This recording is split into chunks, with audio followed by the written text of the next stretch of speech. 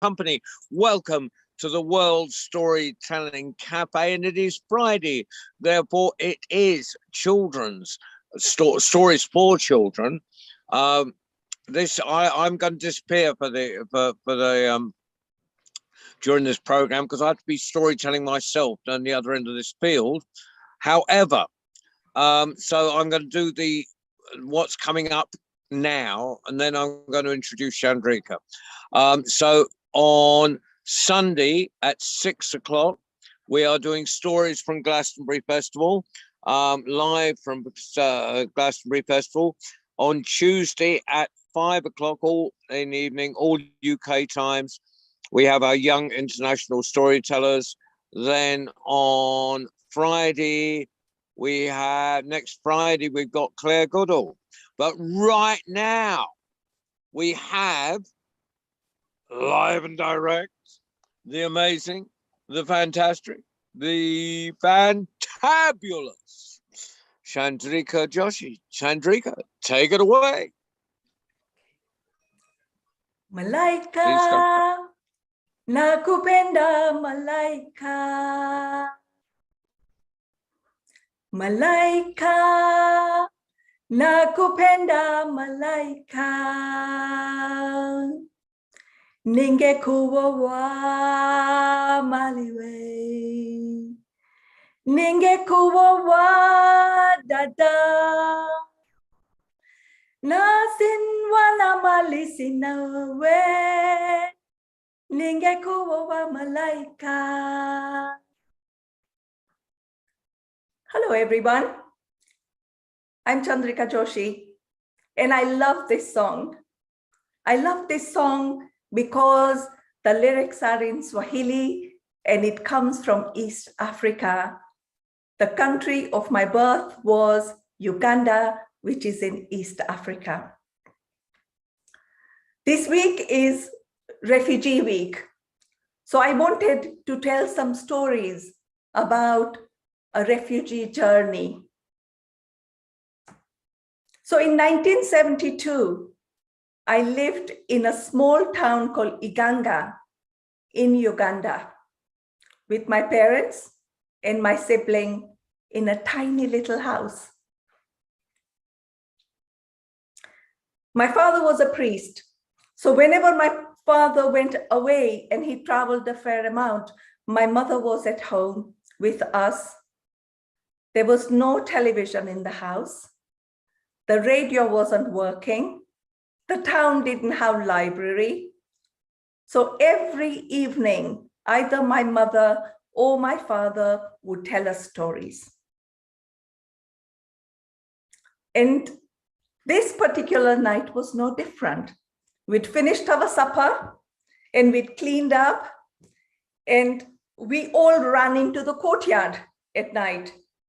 And we insisted that we wanted to hear the stories in the courtyard. So my mother agreed. So we took our pillows and our blankets and our makeka mats and we lay there looking at that African sky, which was pitch black with big, big stars everywhere. There was no street lighting, so there was no light pollution, and it was dead. And my mother told us a story. Once upon a time, in an unknown kingdom in India, there lived a big king called Chota Raja. The king was massive. He was at least 6'5" tall, and he was broad, and he was very big man. Mota Raja was his name. Mota Raja wore a big turban on his head, and he had a big handlebar mustache, which he used to like twisting. And he lived in a big palace, a white marble palace. Mota Raja had an enemy, his cousin Chota Raja. Chota Raja was small built. He was short. He wore a small turban. And he had a very tiny mustache. But Chota Raja had a big army. The two cousins hadn't fought for a long time. They hadn't had a war for a long time. But one day, Motaraja nearly changed that. Motaraja was a man of habit. He liked to get up every morning at 6 in the morning, go out and look at sunrise.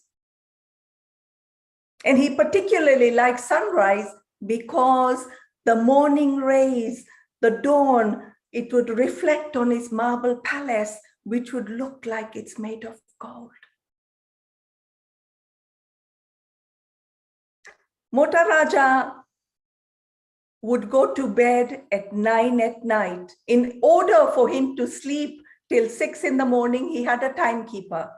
And the timekeeper was an old timekeeper with a bent back, and he would bring his gong and come outside the palace, dot on 9. And at 9 o'clock, he would go dong, and Motaraja would go to sleep. And at 10 o'clock, he would go dong, and 11 o'clock, dong, 12 o'clock, dong, 1 o'clock, dong, 2 o'clock, dong, 3 o'clock, dong, 4 o'clock, dong, 5 o'clock, dong, 6 o'clock, dong, and the timekeeper would be exhausted by that stage. He would go home and Motaraja would get up. He would put his big turban on his head. He would put his slippers. He would walk out of his palace and he would look at the eastern sky as the sky changes from dark to light. And the sky would go red and peach. And then the golden sun rays would pour out of the sky. And when they poured out, Motaraja would turn around and look at his palace and look how the white marble looked like it was gold. And this happened daily. One afternoon, Motaraja, after working with his chief minister, decided to go for a walk. So Motaraja walked out of his palace with his chief minister, and they walked into their manicured garden. And out of the palace, Motaraja walked for quite a while until he came to a river. And it was really peaceful. The fragrance of that land. Motaraja saw the butterflies and the bees and the wildflowers and this lush green area with this river gurgling past him. And he thought, this is paradise. This is my land. And then he looked at the river and he turned around and saw it flowing towards east. Thought Motaraja.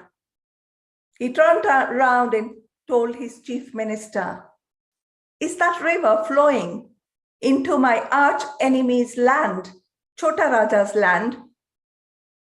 And the chief minister folded his hands and said, ha, Maharaj. And Motaraja said, that will not do. I don't want my water to go and flow into my arch rival's land. And the chief minister folded his hand and said, but we can't do anything, Maharaj. And Motaraja wouldn't have any of it. He said he wanted that water to be stopped. Build a dam, divert the river somewhere else. But I do not want that river to go into Chota Raja's land. And in a huff, the king, Motaraja, went back to his palace, leaving the chief minister behind. The chief minister was a wise, old chief minister. He paced back and forth, thinking of a solution. And then a good idea came to his head.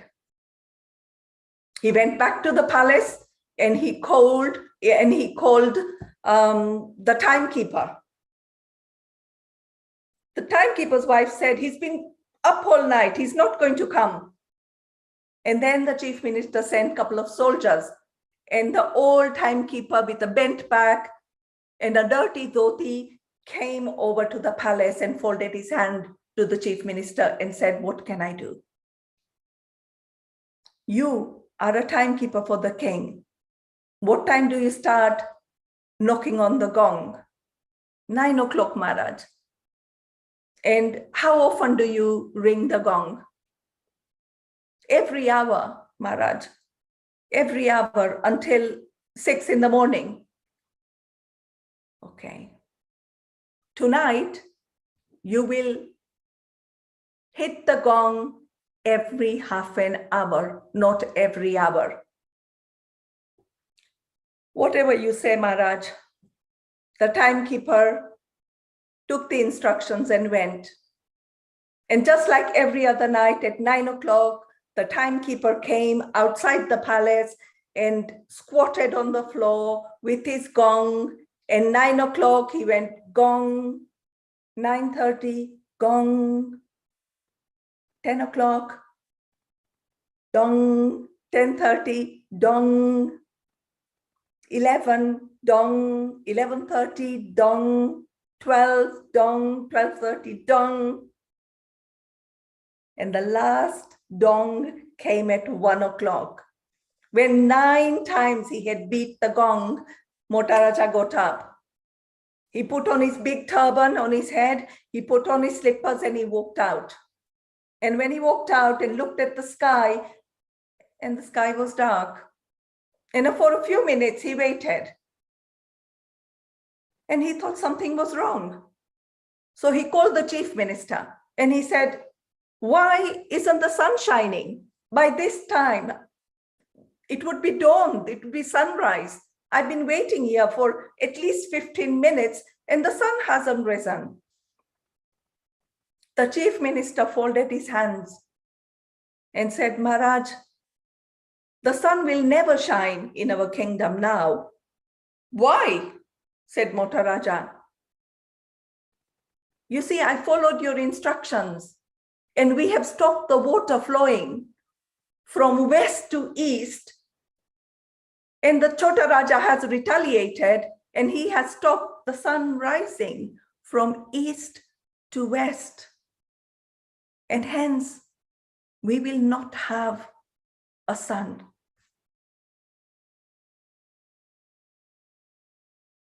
Maharaja sat on the floor, unsure what to do. And then he got up and he said, release the river. The chief minister with a big smile said, Ha Maharaj, straight away. Why don't you go to sleep for a couple of hours and we'll wake you up when the sun is going to rise. When the story was completed, my mother said to us, if any one of you become a king or a queen, make sure you have a really intelligent, good chief minister. Because this chief minister averted a war. Malaika, nakupenda malaika. Malaika, nakupenda malaika. Ningekuwa maliwe. Ningekuwa dada. Nasinwa na mali sinawe. Ningekuwa malaika. Nasinwa na mali sinawe. Ningekuwa malaika. The next day, my father, who had gone traveling for his business, came home. And just like all other times when he came home after freshening up and resting and having something to eat, he went for a walk in the village, stopping at different shops, talking to his friends, and coming back home at supper time. And when he came home at supper time, he said, there is news. General Idi Amin Dada, who was the dictator president of Uganda, had announced that he wanted all the Asians who were living in Uganda to leave the country in 3 months' time, giving us a window of space to escape. Of course, my father said, it will never happen. You know, he's just trying it out. They can't throw out 80,000 people.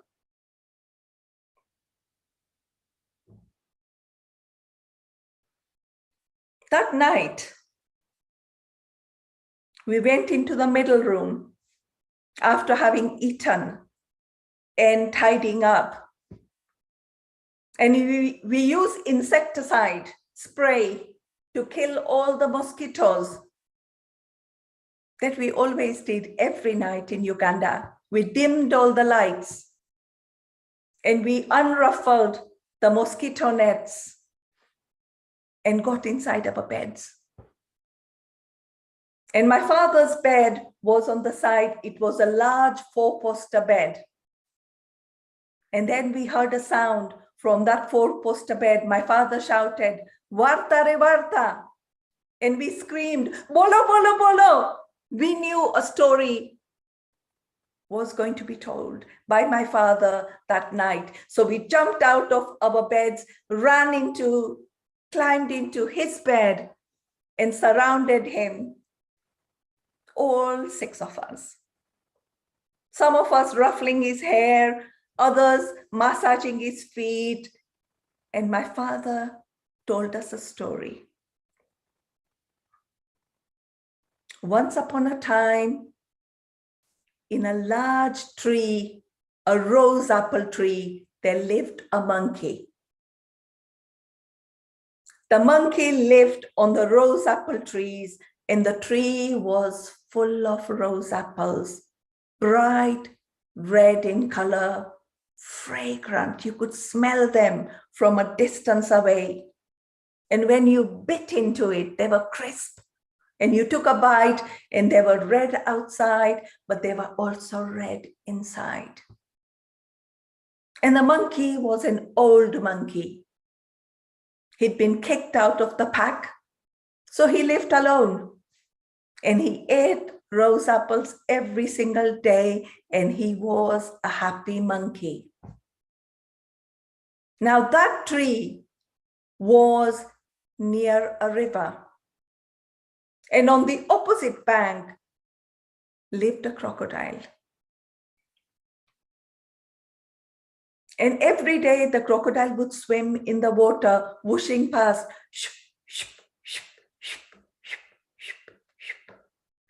And one day, as the crocodile whooshed in the water,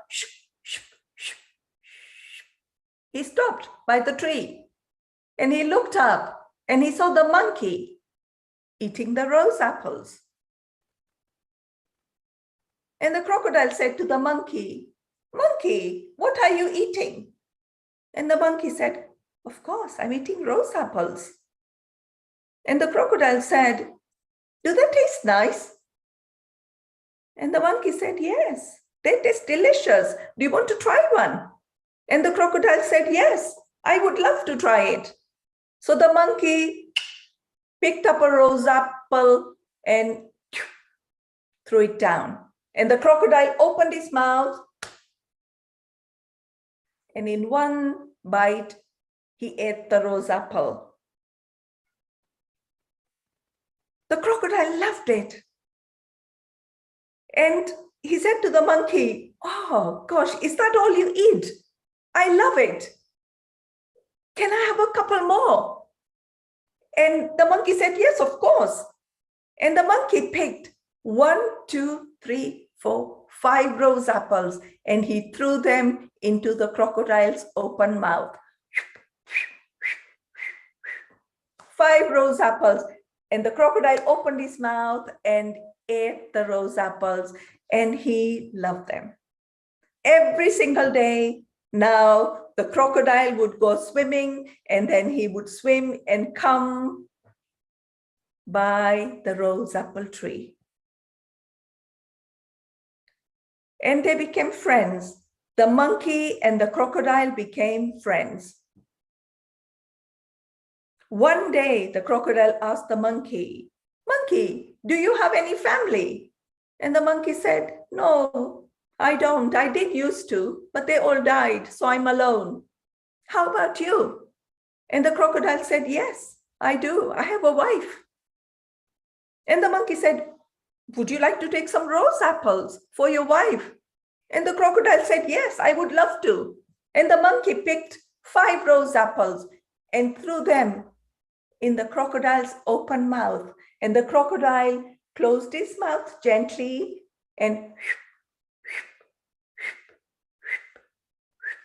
swam back to his home. And he offered the rose apples to his wife. Mrs. Crocodile loved the rose apples. And the monkey then started sending rose apples for Mrs. Crocodile. And one day, Mrs. Crocodile said to Mr. Crocodile, "Darling, does the monkey only eat rose apples?" "Yes, I think so," said the crocodile. "If he only eats the rose apples, I wonder how sweet his heart would be." And the crocodile shook his head and said, "No, I don't want us to kill him." And the Mrs. Crocodile said, "I'm not saying let's kill him. I'm just wondering that if he only eats rose apples, I wonder how sweet his heart would be." Mr. Crocodile carried on being friends with the monkey. And one day when he came home, Mrs. Crocodile was sick. She was lying there with her mouth open, her head flung back. And Mr. Crocodile said, "What's wrong, darling?" And she said, "I'm sick, I'm ill. Have you called the doctor?" "Yes, I called the doctor." "What did he say?" "He said that I will die." "You're joking. You were all right this morning. What's wrong with you now? You can't die. Isn't there a cure for what you... Is there a cure?" "Yes, there is a cure. The doctor said, I'll be okay as long as I eat a monkey's heart. But don't worry, I know he's your friend. I know you don't want him killed." The crocodile was lost. He did not know what to do. He thought a lot, and he thought, either I lose my friend or I lose my wife. And at the end, he decided he would not lose his wife. So he swam all the way to the tree. And there he spoke to the monkey and said, "Monkey, how would you like to come to my house to meet my wife?" And the monkey was so happy. He said, "Yes, of course, I would love to come to meet your wife. Shall we take some rose apples?" Yeah, you can if you like." So he picked some rose apples, and the monkey jumped on the crocodile's back, and the crocodile started swimming in that water. And he swam. And as he was swimming, they started talking. And the monkey said, "How is your wife?" And the crocodile said, "She's not really well, but she'll be better soon." "What's wrong with her?"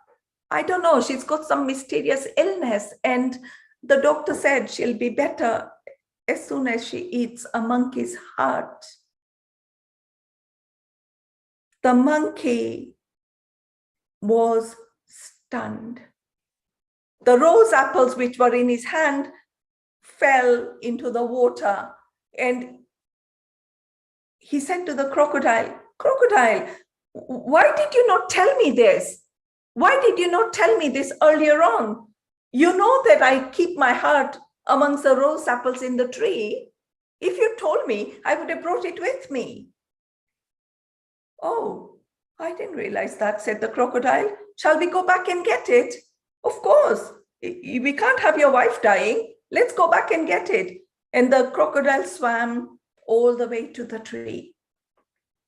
And when he came by the tree, the monkey jumped off his back and climbed on top of the tree. And the crocodile said to the monkey, "Monkey, monkey, come down, bring your heart with you."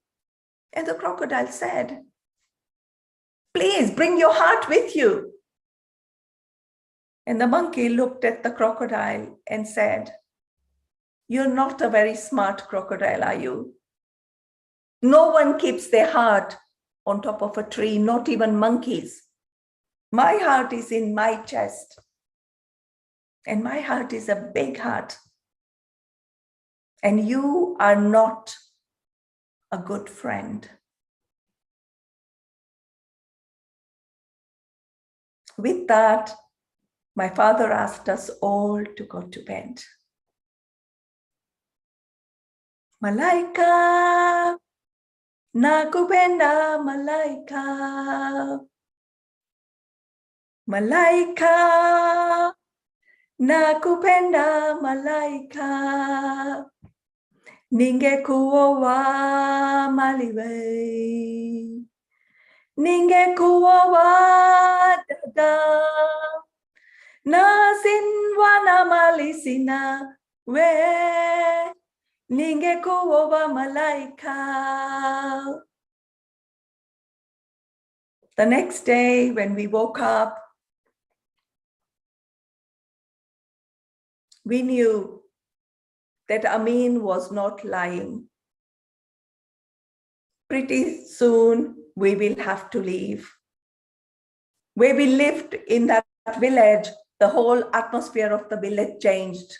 We could no longer play outside on the veranda. The town was littered with army soldiers. We started hearing of people being murdered, people being killed, people being harmed. And we started becoming scared. We could not play outside. We played in the courtyard, and my parents were scared. And we simply had to flee somewhere and take refuge somewhere. My father started looking for ways, trying to be like a clever monkey, finding a way we can escape. And eventually he left for the city Kampala with our passports. And we, meanwhile, were even more scared because my father wasn't at home. We had a home help called John, who was 18 years old. And a couple of days he didn't come to work. And we used to play with John because he was only not very much older than us. And he didn't come to work. And we thought he'd simply left. And after about 3 or 4 days, he came back and he showed us his back. And his back had whip marks where he had been whipped. And John said to us that he was captured by some army soldiers and they wanted to know, who does he work for? And he said, "I didn't give him your name, so they can't come to you to harass you." And that made us even more frightened. To see John's back with all those marks. At night, it was particularly scary. We all huddled in one bed with my mother. And one night we were particularly scared. So my mother told us a story. A long time ago, in the forest, on a large tree lived a flock of pigeons. The king of the pigeons was called Papa Pigeon. Papa Pigeon led the pigeons and looked after them really well. One day, at the bottom of the tree, they saw lots of grains. And the young pigeons in the flock said, let's go and eat. There's some rice grains there. There's some grains. And Papa Pigeon said, no, let's not go. It might be a trap. But the pigeons wouldn't listen. And they flew down and they started eating the rice grains. And Papa Pigeon decided to join them because he knew as a king, he would have to look after them. And they started eating the rice grains and the other grains which were scattered. And as they were eating the grains, suddenly there was a whooshing sound, and it was a net, and it fell on top of them, and they were trapped. And the pigeons started panicking and started sort of moving their wings around and pushing each other sideways and really in a panic state. And Papa Pigeon said, stop, stop. We have to work together as a group of pigeons. You can't panic. I want you to do exactly what I ask you to do. I want you to take the grains in your mouth, but do not swallow them. So they did. They bent their heads with their big beady eyes and held them in their mouth. And then Papa Pigeon said, when I ask you to, I want you to lift your wings and try to fly up, but we all do it together. So they did. They spread their wings, giving each other space. And as they started moving their wings and let go of their feet, they lifted. And as they lifted, the net above their head lifted as well. And they started flying up, and the hunter who had laid the net ran out and started running behind them. But they flew high, high, high in the sky, and they kept on flying. When they saw a field, Papa Pigeon asked them to come down on the field. And they all did. They landed on the field. And then Papa Pigeon said, throw out all the rice which you are holding in your mouth. So they did. And now really quiet, no moving at all. So they stayed nice and quiet. Soon they heard scratching sounds. And they could see with their beady orange eyes, little mice had come out in the field. And they started chewing through the net in order to get to the rice. And soon the mice had chewed through the all of the net, and the pigeons were free. So my mother said to us, your father has gone to Kampala to get us some tickets to fly out of this country into a safer country. Soon we'll be going away. And after a couple of days, my father came home. He'd got visas for all of the family to leave Uganda and to come to UK. We bought large suitcases. My parents bought large suitcases. We could only take our clothes and our toys and a couple of books. So we all packed our little bags and wrote our names with white paint on top of the bags. My mother didn't mind the fact that we had written our names in wonky letters. It was just something for us to do. And my father, who had been in Uganda from 1935, at the age in his 50s, could leave Uganda with £55. And on 13th of October, 1972, we climbed in a taxi, we handed our house keys to John, and we went in a taxi towards the airport.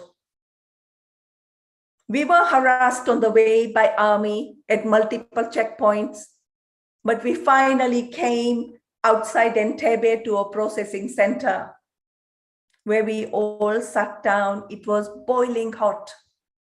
There was no drinking water. There were no seats to sit down. We all sat on the floor and cried.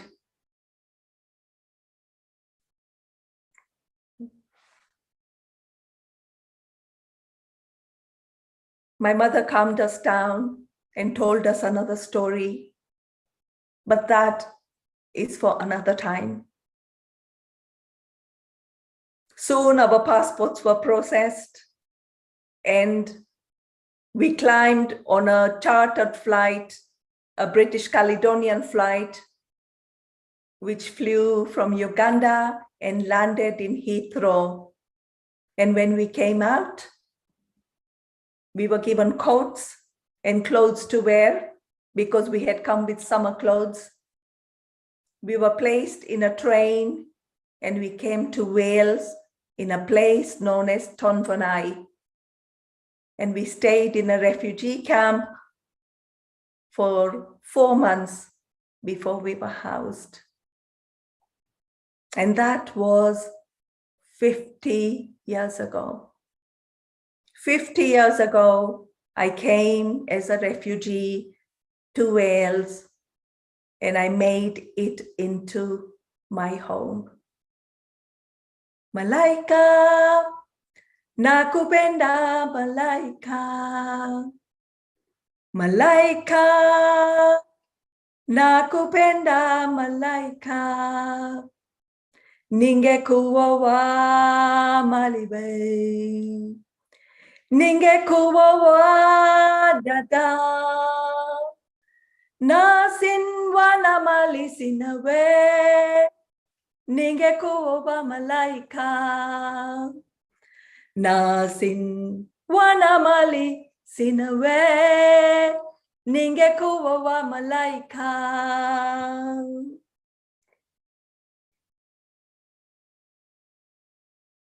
And now I tell those stories my parents told me to other people.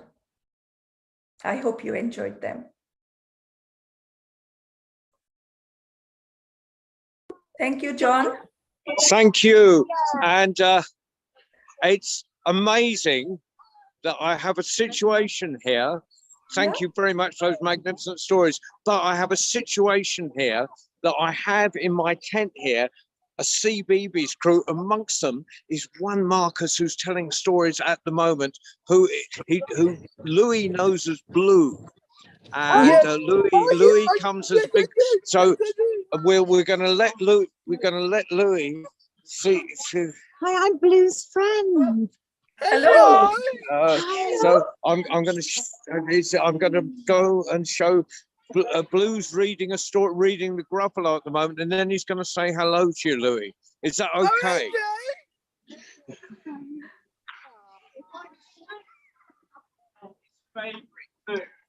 It's owl ice cream. Oh, you said it was going to get good. Owl ice cream. She went to war. Goodbye, little mouse. Wait, owl. Silly old owl. Doesn't he know there's no such thing as a Gruffalo? Just forget that. On went the mouse. Oh. Mouse.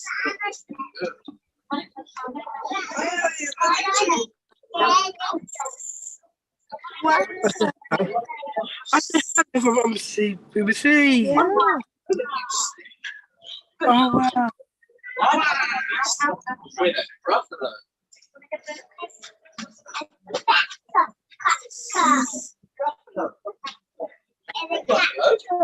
Why didn't you know? His eyes are orange. Oh, his tongue is black. Oh no. He has purple What prickles is all over. not just not Louis is meeting him. obviously BBC.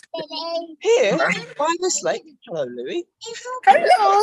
And his favourite food is scrambled steak. Scrambled steak. It's time I hid. Goodbye, little mouse. And away Snake slid. Why? Silly old snake. Didn't he know?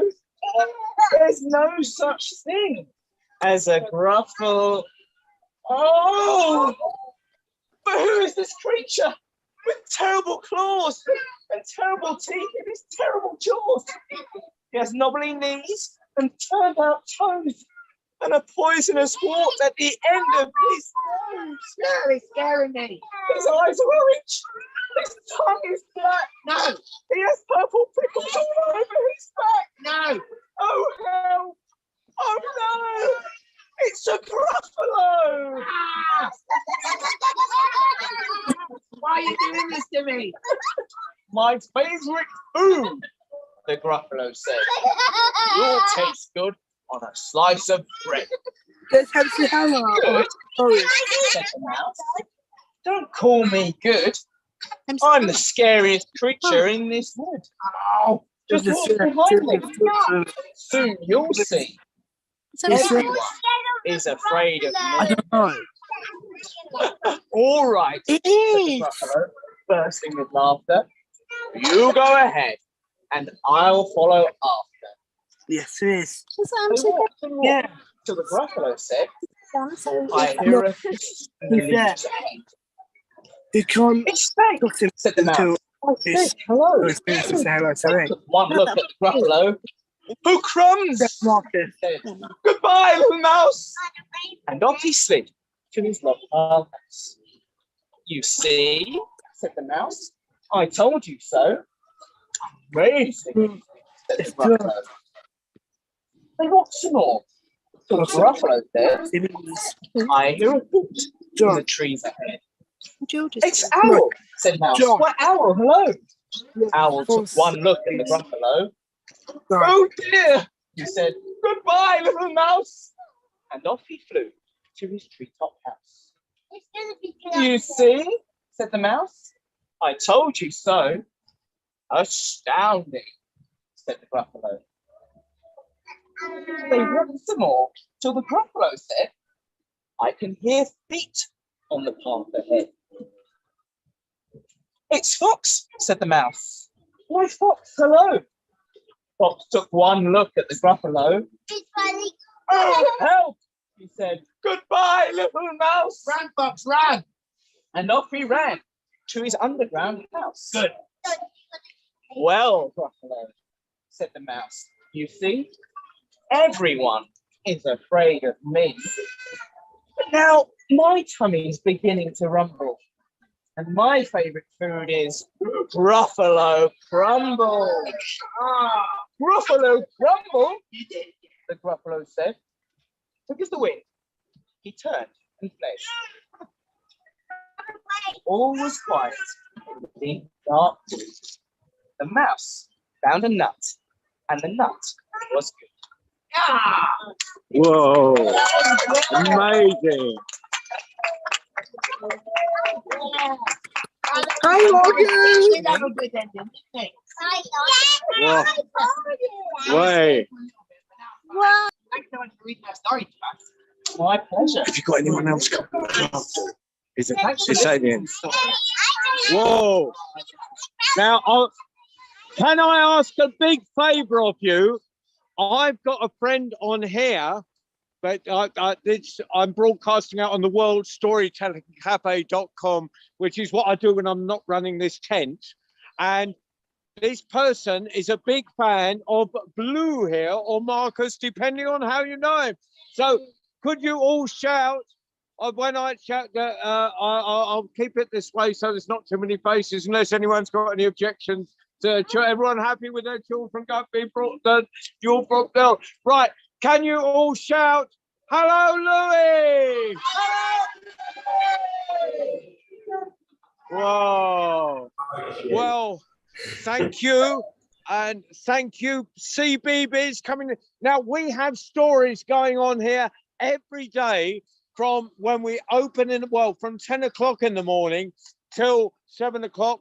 Bedtime stories from CBeebies will be happening on the rest of the evening. But come and see, we have amazing tellers. We have your Nina Vigers. Give us a wave. Yeah, Pauline Gardner. We have Baden Prince. Chip Concord.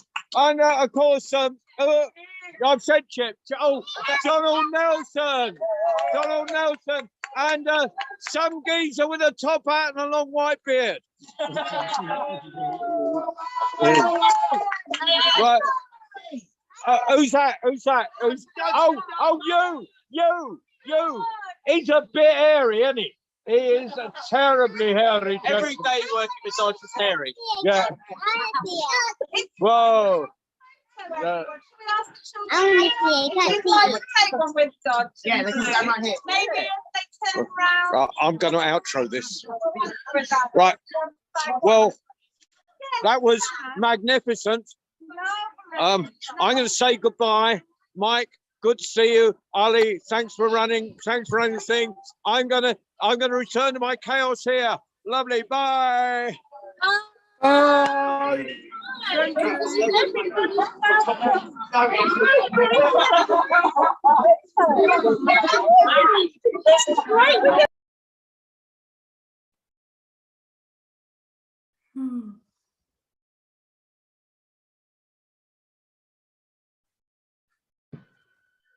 Chandrika, looking forward to the other stories that you didn't get to tell today. Oh, thanks, Mike. Thank you. Fingers crossed. Thank you for Fingers crossed. It's amazing. Sorry?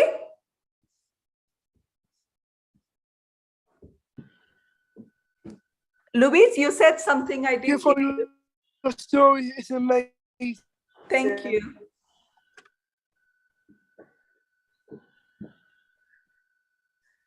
So I will join you another time. Lovely to be here for the first For time. your story, it's amazing. Thank you, Louise. Thank you. Bye, everyone.